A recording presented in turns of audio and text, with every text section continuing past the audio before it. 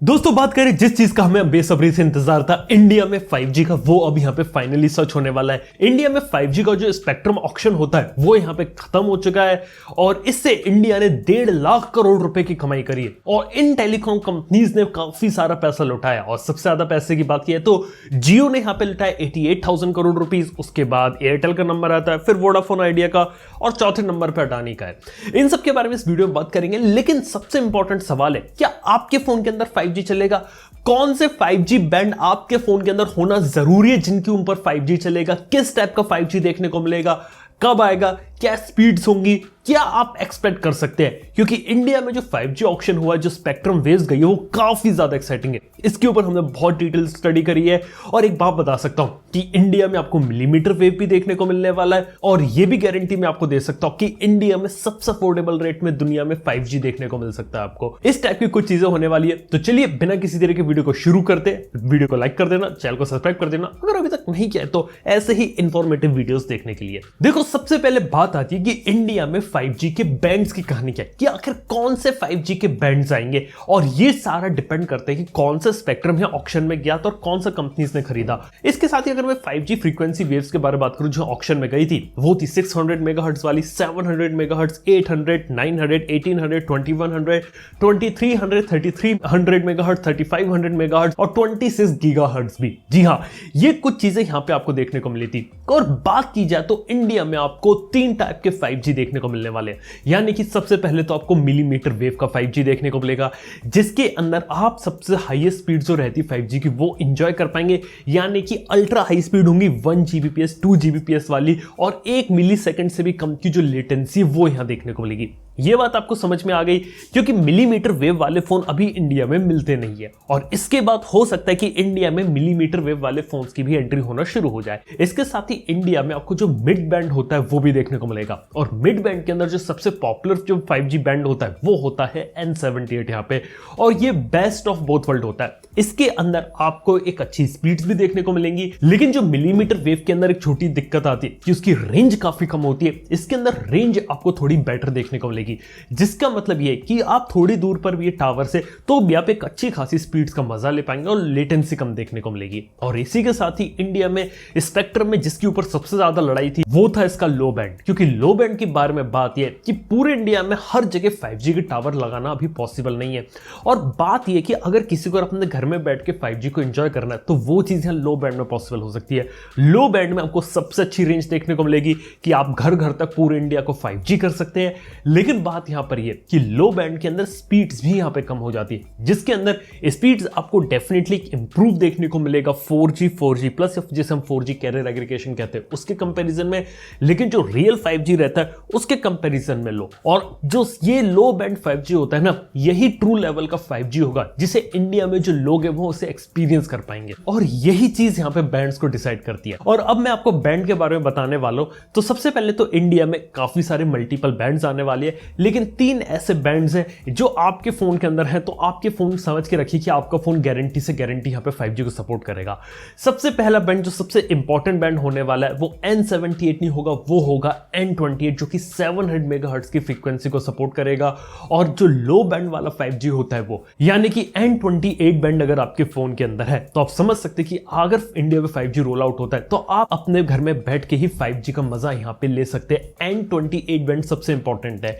इसके बाद जो मिड बैंड आता है N78 वाला, वो यहां पे काफी ज्यादा इंपॉर्टेंट है, क्योंकि उसके अंदर आप 5G की असली स्पीड्स का मजा ले पाएंगे, यानी कि हाई स्पीड 5G का भी, प्लस आपको रेंज भी आपको ठीक ठाक देखने को मिलेगी। और इसके बाद जो मिलीमीटर वेव का जो 5G बैंड है जो कंफर्म है वो है N258, जिसके अंदर आप ultra high speed 1 Gbps 2 Gbps इससे भी ज्यादा 5G स्पीड्स का मजा ले पाएंगे। लेकिन ऐसा ही नहीं है कि यहां पे यही बैंड इंपॉर्टेंट है, इसके अलावा काफी सारे बैंड्स हैं जो रिलीज करे गए और उन सबकी फोटो मैं आपके स्क्रीन के ऊपर दिखा रहा हूं। ये 5G बैंड्स हैं जो आप समझ सकते हैं कि आपके फोन के अंदर है तो आपको फोन के अंदर 100% कंपैटिबिलिटी मिलेगी, यानी कि N78 N28 हो गया, N1 N3 N8 N5 हो गया, N77 N78 हो गया, यहां तक कि मिलीमीटर वेव का N258 5G बैंड हो गया। और एक बात बता सकता हूं मैं आपको कि यहां पे जो सबसे इंपॉर्टेंट बैंड है वो N28 होने वाला है। आखिर ये जो 700 मेगाहर्ट्ज का जो 5G बैंड है ये आखिर इतना इंपॉर्टेंट क्यों है? देखो मेन बात ये कि 700 मेगाहर्ट्ज का 5G बैंड एक ऐसा ऐसा बैंड रहेगा यहाँ पे जिससे आप पूरे इंडिया को यहाँ पे एक तरह से 5G असलियत में कर पाएंगे। जिसका मतलब ये रहेगा कि अगर आपको अपने घर में बैठ के 5G को यूज करना है तो वो चीज यहाँ पे पॉसिबल हो सकती है। इसलिए 700 मेगाहर्ट्ज वाला फ्रीक्वेंसी बैंड सबसे इंपॉर्टेंट था और सभी कंपनी ने सबसे ज्यादा पैसा भी इसी बैंड के लिए दिया है। यहाँ पे ऐसा नहीं होता कि जिसकी स्पीड ज्यादा उसको ज्यादा पैसा देना है, जबकि यहाँ पे ये रहता है कि कौन सी चीज यहाँ पे एक्चुअली में यूज वाले लोग के काम में आएगी। और यहाँ पे N28 और जो 700 मेगाहर्ट्ज वाली फ्रीक्वेंसी है वो सबसे ज्यादा इंपॉर्टेंट थी, जिसके अंदर आप अपने घर में बैठ के हाई स्पीड 5G का मजा ले पाएंगे और इसके अंदर आपको रेंज की भी दिक्कत देखने को नहीं मिलेगी। और यही एक इकलौता तरीका है जिससे पूरे इंडिया को रातों रात 5G बनाया जा सकता है। इसके बाद वही बात करें जो सबसे पॉपुलर बैंड चलता है यहाँ पे N78 अगर आप लोगों को नहीं मालूम, काफी सारे फोन्स में सिर्फ सिंगल 5G बैंड था और इसके पीछे का रीजन सिंपल सा ये था कि यहाँ पे जो N78 था वो ग्लोबली सबसे ज्यादा पॉपुलर 5G बैंड है और इंडिया में भी N78 रखा गया, लेकिन N78 रखा गया मिड बैंड कैटेगरी में। और इंडिया में अगर 5G आएगा तो पहले लो बैंड कैटेगरी में आएगा, फिर मिड बैंड में आएगा और मिड बैंड में ये रहता है कि कुछ ही जगह आपको धीरे धीरे चीजें देखने को मिलेंगी। हो सकता है इसका जो डिप्लॉयमेंट है वो आपको पूरे इंडिया में देखने को ना मिले, धीरे धीरे आपको देखने को मिले चीजें, क्योंकि N78 मिड बैंड की कैटेगरी में आता है। इसके अंदर आपको अच्छी स्पीड तो देखने को मिलेंगी लेकिन रेंज कम होगी। तो हो सकता है कि ये जो 5G बैंड जिन फोन में दिया गया है वो लोग 5G को यूज कर पाए, लेकिन कुछ ही सर्टेन सिनेरियोज में हमेशा शायद इस चीज को यहाँ पे यूज ना कर पाए। ये एक चीज है। और इसके साथ ही मिलीमीटर वेव का N258 है। ये टोटली डिपेंड करता है कि अगर आप टावर के बगल में खड़े हो, टावर आपकी लाइन ऑफ साइट में, अगर आप टावर को देख पा रहे हो तो आप इसके अंदर एक हाई स्पीड का मजा ले पाएंगे। सिर्फ यही एक चीज रहती है। अब इसके बाद बारी आती है, चलो हमने 5G बैंड्स के बारे में बात कर, आपको 5G बैंड्स बता दिए, अब किस टाइप का 5G आप एक्सपीरियंस कर सकते हैं इंडिया में। लेकिन सवाल आता है कि आखिर इंडिया में 5G आएगा कब। देखो अभी हमारे पास इंफॉर्मेशन ये कि 5G का ऑप्शन हो गया है, लेकिन जो स्पेक्ट्रम वेव्स है ये हैंड ओवर कंपनीज को तब की जाएंगी 15 अगस्त के मौके पे, यानी कि 15 अगस्त इंडिपेंडेंस डे। और ये वो मौका रहेगा शायद इंडिया में एक 5G का जो रिवोल्यूशन है उसकी शुरुआत की जाए। इसके बाद कहा गया कि सितंबर और अक्टूबर के बीच में इंडिया में 5G जो रहता है वो एक तरह से आपका रोल आउट हो जाएगा। बिल्कुल इसी के साथ ही 5G के प्लान्स के बारे में भी हिंट ये लगा है कि यहाँ पे जो 5G के प्लान जो शुरुआत में आपको देखने को मिलेंगे वो यहाँ डेफिनेटली आपको सबसे अफोर्डेबल रेट में देखने को मिलेंगे। ये चीज इसके साथ काफी अच्छी हो जाती है, यानी कि इंडिया में सितंबर अक्टूबर के महीने में 5G आएगा, लेकिन आपको ये ध्यान रखना है कि पूरे इंडिया में एक साथ 5G नहीं आने वाला।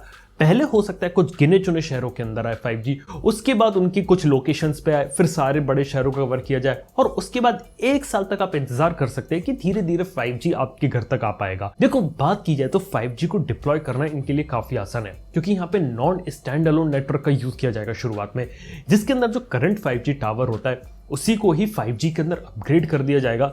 उसके लिए उन्हें बस एक कार्ड को रिप्लेस करना, एक सॉफ्टवेयर अपडेट डालना है, उसके बाद जो वही टावर होता है 4G का वो 5G के सिग्नल्स भी प्रोवाइड करेगा, जिसके तहत आप पूरे इंडिया को यहाँ 5G कर सकते हैं। लेकिन जो असली हाई स्पीड वाला 5G होगा, जो आपका सब 6 गीगाहर्ट्ज में स्टैंड अलोन 5G या मिलीमीटर वेव वाला 5G होगा, उसके लिए इन्हें डेडिकेटेड टावर्स वहां लगाने पड़ेंगे, जिसके अंदर असलियत में हाई स्पीड्स का मजा लिया जा सके।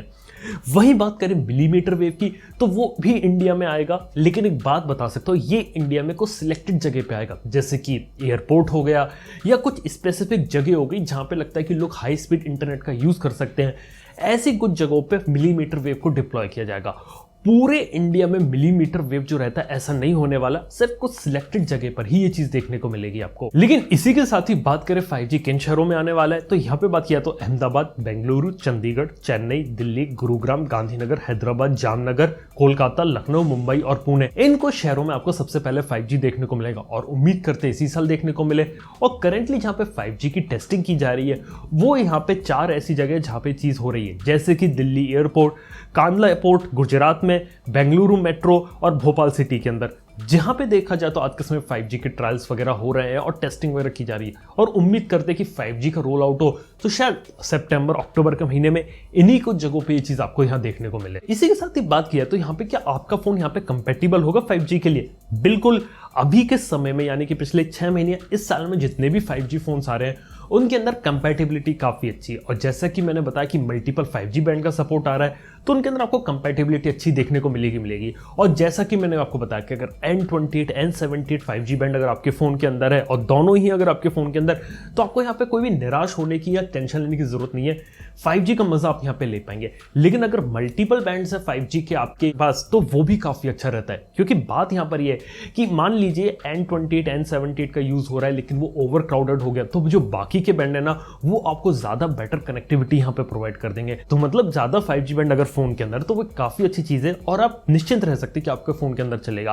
अगर एक आध 5G बैंड है, यानी कि N78 था या N77 N78 था, उसमें भी ऐसा है कि चल तो जाएगा आपका, लेकिन हो सकता है कुछ स्पेशल सिनेरियोज में चले, या फिर हो सकता है कनेक्टिविटी उतनी अच्छी देखने को ना मिले जैसी आपने सोच रखा हो।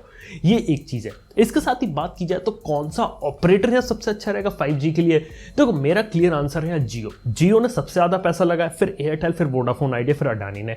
देखो जियो ने क्या किया है, 22 सर्कल्स में तीनों ही 5G बैंड्स को ले लिया, यानी कि मिड बैंड, लो बैंड और हाई बैंड।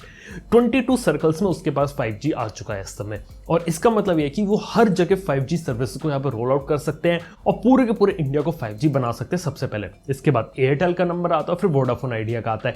लेकिन जहाँ सबसे ज़्यादा स्पेक्ट्रम जियो के पास है, तो आप ये समझ सकते हैं कि यहाँ जो कंजेशन होगा नेटवर्क में कम देखने को मिलेगा। जियो जिस तेजी से यहाँ पे तेजी से काम कर रहा है, तो सबसे पहले जो जियो है वही जो अपना जो 5G होता है वो यहाँ पे लॉन्च करेगा, लोगों के हाथ में इस चीज़ को सबसे पहले प्रोवाइड करेगा।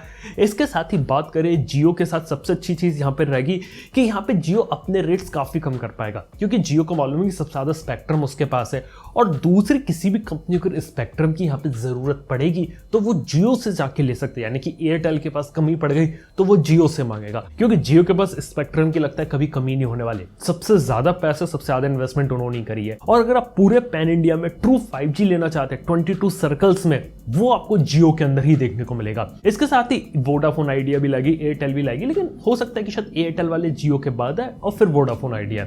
इसके साथ ही अडानी के बारे में बता देता हूं, तो अडानी की यहाँ पे कोई टेलीकॉम कंपनी नहीं आने वाली, वो यहाँ पे इंटरप्राइज सॉल्यूशंस जो रहते हैं ना, वो प्रोवाइड करेंगे एयरपोर्ट, कॉर्पोरेट के अंदर, जहां पे high speed wireless data transfer की रिक्वायरमेंट हो, और उसके लिए कुछ स्पेसिफिक सॉल्यूशंस यहाँ पे बनाए जाएंगे। आम जनता के लिए नहीं होने वाला, कॉर्पोरेट और इंटरप्राइज लेवल के लिए होने वाला है। इसलिए उन्होंने सिर्फ 200 करोड़ रुपए इन्वेस्ट करे और सिर्फ मिलीमीटर वेव का 5G होता है वही उससे लिया है, ताकि अल्ट्रा हाई स्पीड का 5G नेटवर्क जो कॉर्पोरेट होते हैं वहां प्रोवाइड किया जा सके। That's it. आम जनता के लिए नहीं है, आम जनता के लिए जियो, एयरटेल, वोडाफोन आइडिया है, जिसमें से मेरे को सबसे ज्यादा जो उम्मीद है वो लगी हुई है जियो के साथ, कि जैसे जियो एक 4G रिवोल्यूशन लेके आता ना, अब 5G रिवोल्यूशन भी जियो लेके आए, फिर तो मजा आ जाए। बाय द वे, आप लोग क्या लगता है सबसे पहले इंडिया में कौन सी कंपनी 5G लगी? ये बात आप मुझे कमेंट में बता सकते हैं। वीडियो पसंद है लाइक करना, चैनल को सब्सक्राइब कर लेना। थैंक यू वीडियो देखने के लिए। मैं आप समझो नेक्स्ट वन के अंदर। Good bye.